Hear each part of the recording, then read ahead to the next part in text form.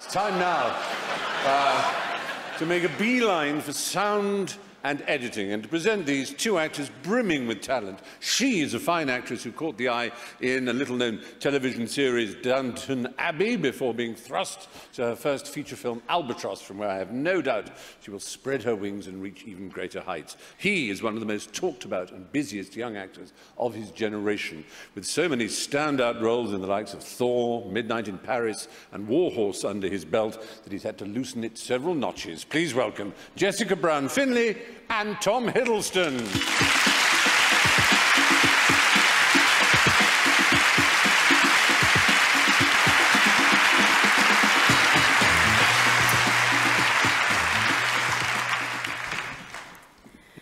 Wherever you look in the film industry, there is incredible talent, and whilst the best editors and sound engineers might not appear on the screen, there are of course stars in their own right.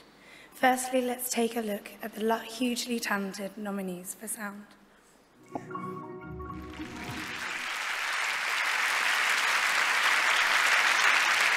the BAFTA goes to Hugo, Eugene Gibb.